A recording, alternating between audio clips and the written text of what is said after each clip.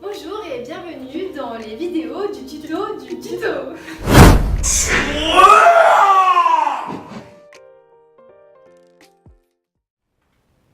Donc passons maintenant à la correction du QCM 33. Donc je vous lis l'énoncé.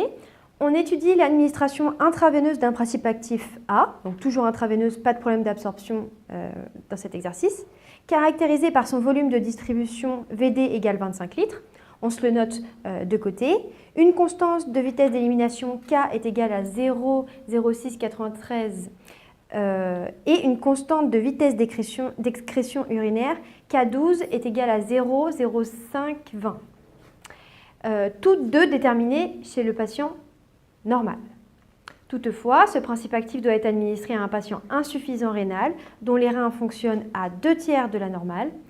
On décide d'injecter 100 mg de A par voie intraveineuse chez ce patient insuffisant rénal. Donc on se note aussi que la dose d'attaque est de 100 mg.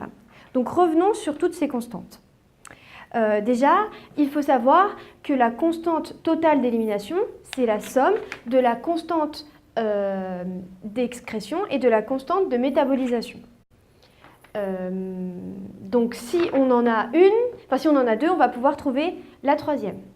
Ensuite, il y a deux choses qui sont données dans cet énoncé. Il y a des données pour un patient normal et des données pour un patient insuffisant rénal. Et va donc y avoir des différences. Donc, commençons cet exercice par calculer les différents cas.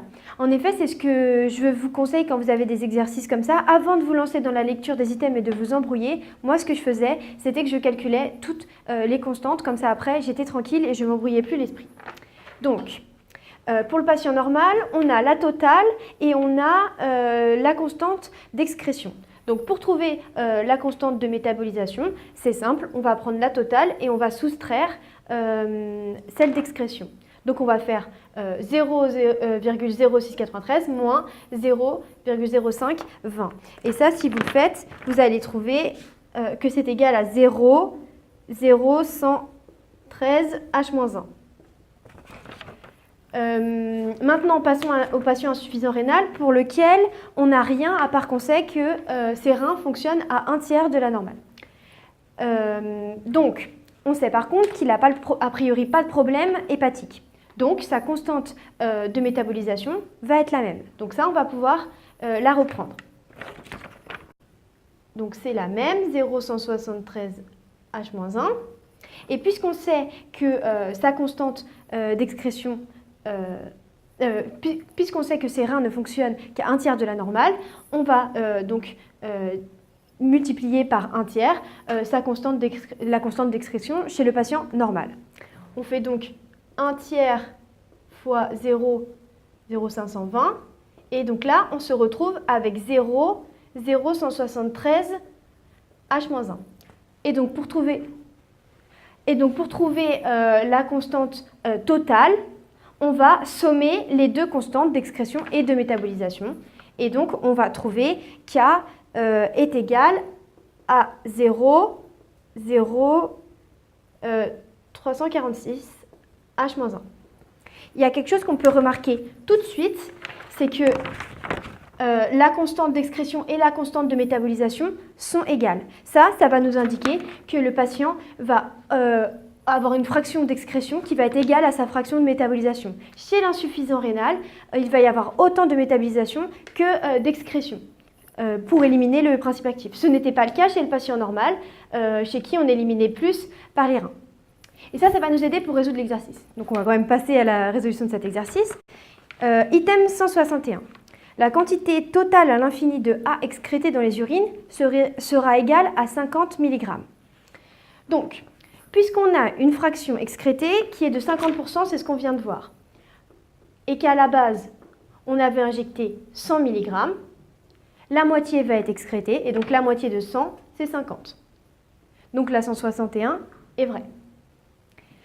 Item 162, la quantité totale de A transformée en métabolite sera égale à 50 mg. Donc là encore, on cherche la fraction de métabolisation. C'était là aussi 50%, hein, c'est ce qu'on vient de voir. Et donc pareil, comme à la base on avait injecté 100 mg, la moitié est métabolisée, donc 50 mg. Et donc la 162 est vraie elle aussi. Vous voyez, on peut aller plus vite comme ça si on a bien commencé l'exercice en calculant toutes les constantes. Alors, item 163, la demi-vie biologique, arrondie à 2 chiffres significatifs, sera égale à 10 heures. Alors, pour calculer la demi-vie, vous vous rappelez qu'on a cette formule et qu'elle est reliée à la constante d'élimination. Et donc là, on avait trouvé que la constante d'élimination totale chez l'insuffisant rénal était de 0,0346 H-1. Et donc là, c'est ce qu'on va pouvoir remplir pour trouver le temps de demi-vie. On va faire ln de 2 divisé par 0,0346. Et donc, on va trouver 20 heures et non pas 10 heures. Donc la 163 est fausse. Passons maintenant à la 164. La concentration sanguine initiale théorique, C0, sera égale à 4 mg par litre. Alors la concentration initiale, on l'a là aussi vu dans l'exercice précédent, c'est la dose sur le volume de distribution. Tout ça, c'était les données qu'on s'était écrites au départ. Et donc, on va avoir 100 mg sur 25. Et donc, on va avoir une concentration de 4 mg par litre sur 25 litres. Et donc, la 164 est vraie. Pour la 165, sachant que la concentration minimale efficace de A est égale à 1 mg par litre, la durée d'action sera de 40 heures. Là, ça ressemble à l'item qu'on a résolu dans le QCM 32. On a cette formule qui nous donne la diminution de la concentration au cours du temps et que cette diminution se fait selon une dégradation exponentielle. Et on avait vu la démonstration, comment sortir le taux, puisque c'est ce qu'on recherche depuis cette équation. Et donc, on arrivait à ça. Et donc après, si on remplace dans cette formule avec les données qu'on a, donc C minimum efficace, on a dit 1, sur C0, on a dit 4, sur K, on a dit 0,0346, on va avoir un taux qui va être égal à 40 heures, et donc une réponse 165 qui est vraie.